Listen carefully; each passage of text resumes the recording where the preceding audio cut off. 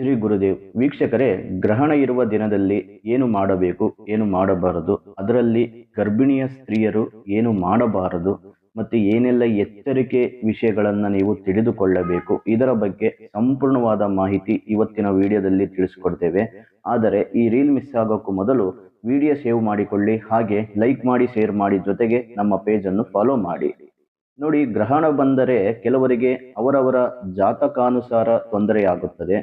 ದೈಹಿಕ ಮಾನಸಿಕ ತೊಂದರೆಗಳು ಎದುರಾಗುತ್ತದೆ, ವಸ್ತು ನಾಶವಾಗುತ್ತದೆ, ಆರೋಗ್ಯದ ಮೇಲೆ ಕೆಲವರಿಗೆ ಗಂಭೀರ ಪರಿಣಾಮ ಬೀರುತ್ತದೆ, ಮನೆಗೆ ತೊಂದರೆಯಾಗಬಹುದು, ಗರ್ಭಿಣಿಯರಿಗೆ ತೊಂದರೆಯಾಗುತ್ತದೆ. ಅದಕ್ಕಾಗಿ ನಾವು ಕೆಲವು ನಿಯಮವನ್ನ ಪಾಲಿಸಬೇಕು. ಅದೇನೆಂದರೆ, ಗ್ರಹಣದ ಕಾಲದಲ್ಲಿ ಉಪವಾಸವಿರಬೇಕು, ಗ್ರಹಣದ ಕಾಲದಲ್ಲಿ ತಿಂಡಿ ಪದಾರ್ಥಗಳಿಗೆ, ಬಟ್ಟೆಗಳಿಗೆ ದರ್ಬೆ ಹಾಕಬೇಕು, ಗರ್ಭಿಣಿ ಸ್ತ್ರೀಯರನ್ನು ಹೊರಗಡೆ ಹೋಗಲು ಬಿಡಬಾರದು, ಗ್ರಹಣದ ಕಾಲದಲ್ಲಿ ಸಮುದ್ರದ ಅಲೆಗಳ ಅಲ್ಲೋಲ ಕಲ್ಲೋಲವಾಗುತ್ತದೆ.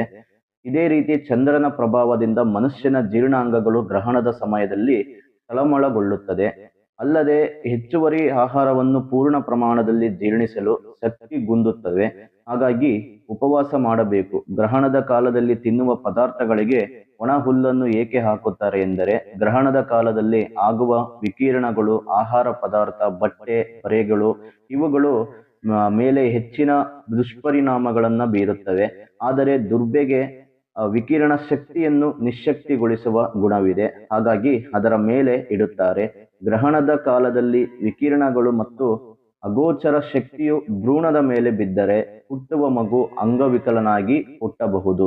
ಗರ್ಭಿಣಿ ಮತ್ತು ಮಗುವಿನ ಮೇಲೆ ವ್ಯತಿರಿಕ್ತ ಪರಿಣಾಮ ಉಂಟಾಗಿ ತೊಂದರೆಯಾಗಬಹುದು. ಹಾಗಾಗಿ ಗರ್ಭಿಣಿಯ ಸ್ತ್ರೀಯರು ಗ್ರಹಣದ ಕಾಲದಲ್ಲಿ ಹೊರಗಡೆ ಹೋಗಬಾರದೆಂದು ಹೇಳಲಾಗುತ್ತೆ.